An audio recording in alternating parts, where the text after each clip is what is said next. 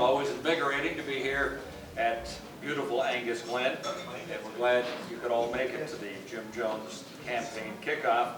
It's been an interesting week, to say the least, and obviously Murphy is alive and well in the Jones campaign. But we do thank you very much for coming. We did have a personal note handwritten from the Minister of Finance, Jim Flaherty, wishing Jim all the best in his upcoming election. And it was signed Jim, so it's a very nice personal note that came some time ago. So we'll just thank Mr. Flaherty for that at this time. Jim has wonderful passions about many things, and much of it you might have seen in his brochure or heard from Jim speaking.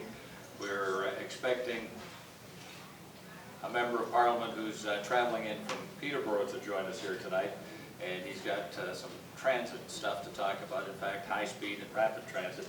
He is on the Commons Committee that deals with that. But there's also another friend of Jim's here in the audience tonight. Jim has spent a great deal of time working on the CSCO, and if you don't understand what those initials stand for, it's for the Canadian Sports Centre, and the O is for Ontario. Markham had tried to get something going with that, and all of a sudden it's been taken away. So as we think about things like that, before the bid for the Pan Am Games was made, Jim handed a copy of the town's plan for the CSCO to a gentleman in Toronto. It was Mayor David Miller, to show him what Markham could actually offer the Pan American Games. Mr. Miller liked the plan so much that he hijacked it and hopes to build it on a dump site in the middle of nowhere in Scarborough, Ontario. Jim hasn't finished fighting for that yet, and we'll continue to keep on everyone's case to make sure that the CSCO does have an opportunity to come here to Markham. Jim is fighting back, and with him tonight is a good friend, Paul Henderson, who knows a great deal about politics and amateur sport. In 1996, the Toronto Olympic bid would have been successful, authored by Mr. Henderson, without political interference, so he does know a little bit about politics and sport. You might remember back then that there was something called the Bread Not Circuses campaign that derailed Toronto's bid for the 1996 Olympic Games. So here tonight with us, a passionate sportsman and an Olympian, Paul Henderson. Paul.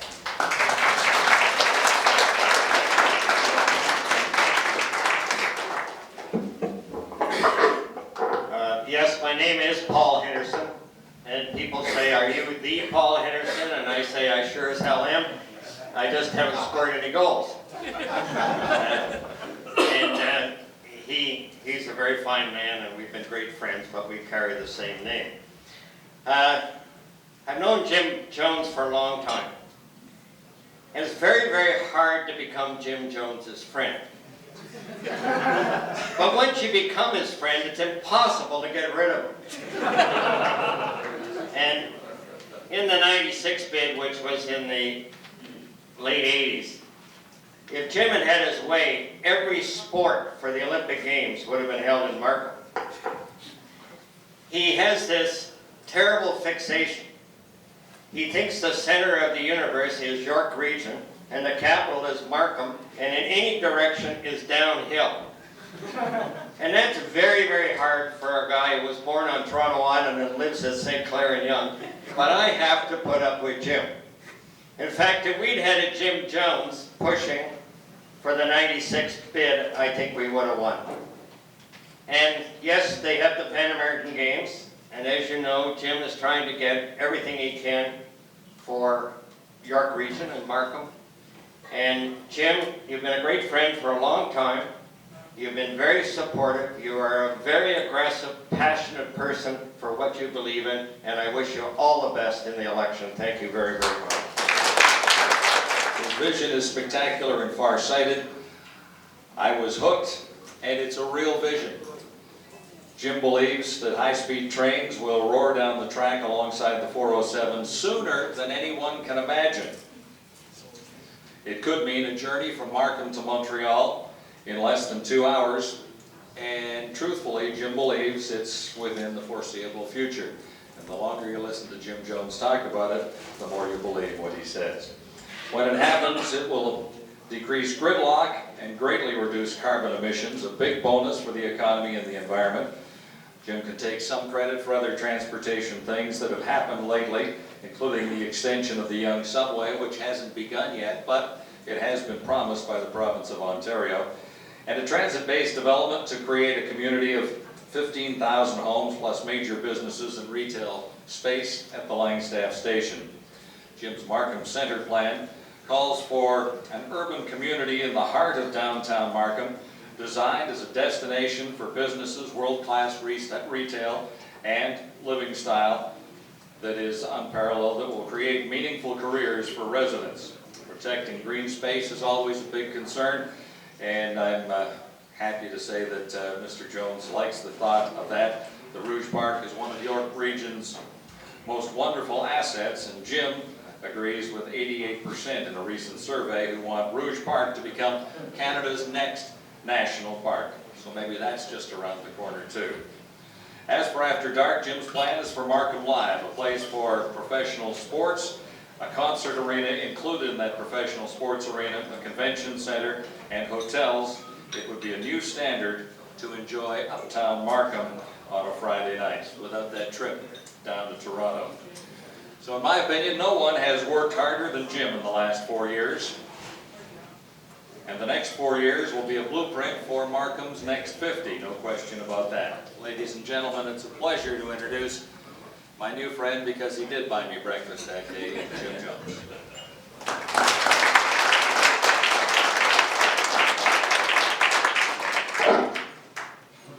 Jimmy!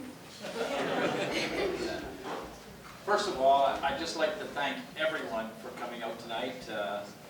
Yesterday wasn't a great day to see the front page of the Economist and Sun, but somebody says that I'm going to have to declare this is an election expense because I seem to get on the front page. Anyways, I'm going to do something a little different than I've ever done before. I want to talk about my 3 lives, and then I'll get into my vision. In 1995, I had cancer, and I didn't know whether I was going to live or die. Okay, I dropped 40 pounds in a month, and I was up north with my 2 boys, my 2 golden retrievers, looking over the lake and the bay, and I said, you know, this is absolutely magnificent. Here I'm going at 400 miles an hour, trying to get someplace, and I'm already there. And at that point in time, and I'm not really, I'm religious, but I don't go to church. And I said, you know, if I get well, I want to go to Ottawa and make a difference. Well, I did get well. I did go to Ottawa, and I'm not so sure that I did make a difference in Ottawa. I got kicked out of caucus for trying to bring the Canadian Alliance, or the Reform Party and the Conservatives together. After all, for 150 years, they were one party. And I think, I always believed that if they got back together, they would forget within 6 years, and anyway, why they were fighting in the first place.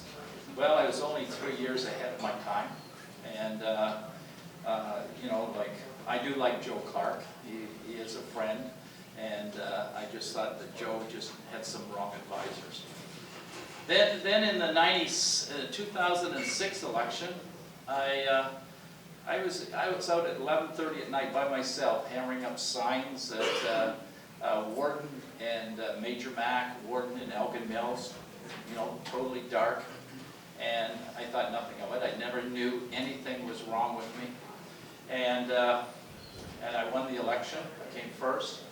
And but I guess 10 days later, I had some tingling in my arms, and I just went and lied down. But I was having it for 2 or 3 months too. And then it came again, so I went out to my car to get my health card, and I couldn't find it, so I went home. And I was supposed to meet, now she did work for me. She was probably going to be elected in Ward 2 in Thornhill, Marlene Gallia. And I said, Marlene, instead of having that coffee, take me to the hospital, because I think there's something funny. I go to the hospital within 2 minutes. They had IVs on me and all of that type of stuff. And 10 days later, I had a quintuple heart bypass. And it was kind of scary because when I had cancer, I didn't know whether I was going to live or die.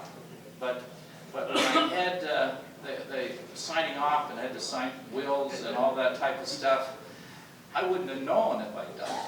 Okay, after coming up, I wouldn't have woke up. And so there's 2 lives that I've had.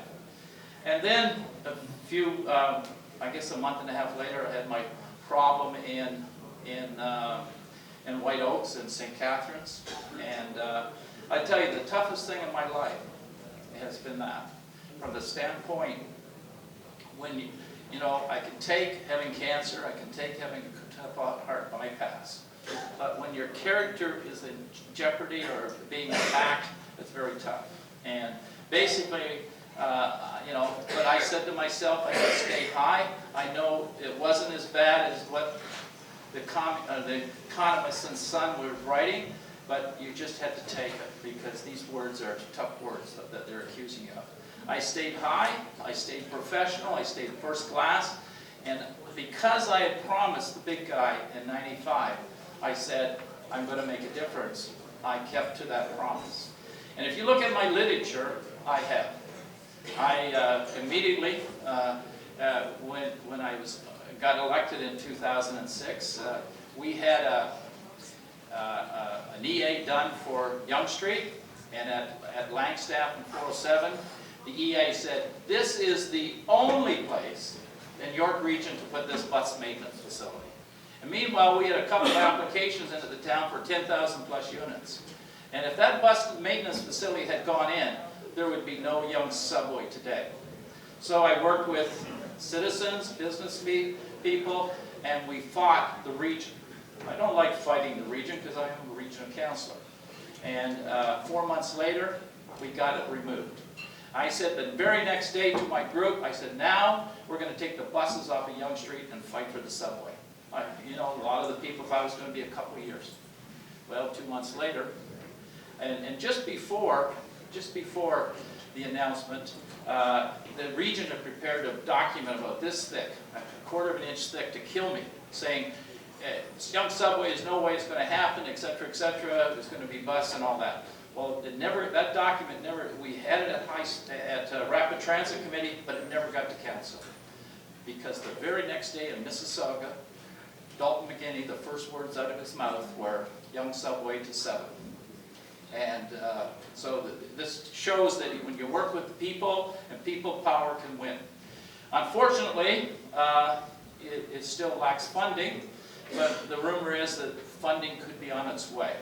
I think one of the reasons was DeRay, our friend David Miller, and the people downtown put in all kinds of caveats. Like, for example, we need the automatic door control, just like elevators on the subway, and we need the lower bypass, which goes at Pate down to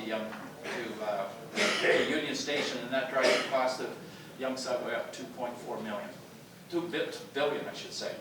Then the other thing that I've been focusing on is the high-speed rail, you know, for the 407.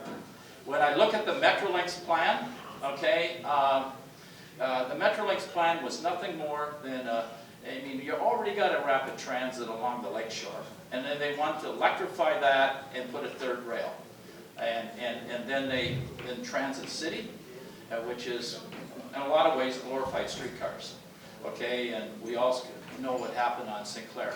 And then the other part of it was the, I call it a GO maintenance plan, just basically 20 tracks and places, and then at the same time, you know, offering all-day service sometime in the near future, like next year, etc. To me, the 407 Transway is equal or faster than the lakeshore. I'm saying design the 407 Transway at 80 miles an hour, 130 kilometers between stops, and you'll be able to get to Burlington, Oshawa in less than 1 hour, 30-second dwell times. And in the same corridor, okay, put in, put in the high-speed rail from Quebec City to Windsor. And can you imagine, I was in Beijing, I went to China in October. First of all, I went on the maglev from Guangdong to Shanghai Airport. I don't know why I went on first class, okay? But that's first class. It's 29.8 kilometers. We stopped. I said, where are we? We're here. 6 minutes, we're there. 1 minute, we're going 138. 2 minutes, we're going 301. And they shut it down because it was dusk, but during the day they go 437. So, and then I was in Beijing, and this lady who did some translation of my document for me, she said, I just went to Tianjin yesterday. It was 200 kilometers, and it was 2.5 hours. Oh shit, that's fast. And so I said, I got to go on it. This time it was iron wheel. Maglev levitates above the track about 1/4 of an inch. And so I went on it. It wasn't 200 kilometers, 138. And we were going, pardon me, 138, and we got there in 26 minutes. And so, that was fantastic. And the first minute we're going 138, and we shut it. Well, they couldn't go any faster. They were only going 337. But we're going down the equivalent of the 407. And we're just blowing the doors off. Just blowing the doors off of the cars and the trucks that were on the 407. There's some things wrong that's going on. First of all, we've been doing an EA for 23 kilometers on the 407. And it's going to be bus first. And it's taken 4 years. Meanwhile, in China, on 1,000 kilometers, they design and build it in 4 years, and it goes 394 kilometers an hour. I mean, we're supposed to be a competitive economy. And the other thing that is wrong is, in my opinion, Viva is not rapid transit. It is not rapid transit at all. And it's not a P3 anymore, okay? I am going to demand that we remove ourselves from the consortium and that we start to tender out applications, okay? Instead of getting the special consideration that the consortium gets. And for example, Viva, if you go down Warden, they're putting in roughly a kilometer. $16 million. They're still working on it, okay? They started before the widening of the 407, which is 9 kilometers. And the 407's finished, and the 407's 18 million. So there's something wrong with this picture that is going on here. We need a competitive tendering process for Viva. And I even venture to say, Viva is local transit. Viva is not rapid transit. I see between the stops that it should be 80 miles an hour. Some of the other things, you look at my brochure. Everything in this brochure is in motion. In fact, John talked about this little book, and Ed's my printer. He's going to get an ISBN number for it because I'm always phoning down to have him print 10 more and 10 more. And this document here I wrote free. Okay, I mean, if we had consultants do it, it would be $500,000. And the crazy thing, on Markham Live, I'm about to have to sign a non-disclosure of some of the things that could be happening to Markham Live. So, pretty pictures, a lot of good work, and it's happening. I did the Langstaff, okay?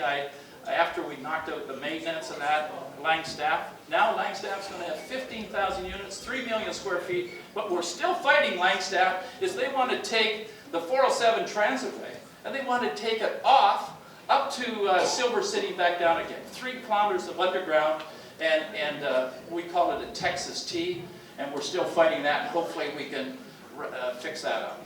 Also, the Markham Center, I started it in 1988 for the 96 Olympics, and with my good friend Paul Henderson. He was right, I did bug him every day, but Paul is a person that I love dearly. I respect him, and in fact, he is one of my role models because his passion for sport is unequivocal. Nobody has it. Yesterday I was down at the Pan Am, or the day before, I forget now, and it was very drab and boring. I tell you, when Paul led the 96 Olympics, there was not a more passionate person, an ambassador for sport, and he was a good ambassador for us, a good IOC member, and I thank you, Paul, for speaking for me tonight. The other thing that I have in here is I hope to get the CSIO back, okay? I mean, it is on a garbage dump. You know, the thing that ticked me off, and that's what started Markham Live, the thing that ticked me off is on the CSIO, is that when Toronto writes, Toronto beats Markham. Well, we never knew there was even a race, okay? And so that's what started Markham Live, the three-dimension, all the drawings and all that. And now Markham Live is becoming real. So anyways, I'd like to thank you all for coming out. My brochure is in motion. Every one of these, especially if we get this investment going on Markham Live, everything is going to happen. We need high-speed rail, not only within the GTA, but also from Quebec City to Windsor. And what it does, it levels the playing field, and it creates a more equitable economy. And I believe in 20, 25 years, there will never be an issue about separation in Quebec. So I think there might be some announcements soon on high speed. I'm saying scrap the bus in which they spent 4 years trying to develop on the 407, scrap it and go to high speed, because Langstaff is going to be, and the Richmond Hillside hopefully is going to be 80,000 people there. We're going to have 80 to 100,000 people in jobs around the Markham Center, and we do that more at these nodes. I'd like to see Viva trying to carry the people from node to node to node. We're going to need thousands of buses on 7. You know, I am business friendly. I understand business. I understand commerce. I understand a vision, and I hope that I get returned on October 25th. I really thank you all for coming out, and I'm deeply indebted to you. So thank you very much. And,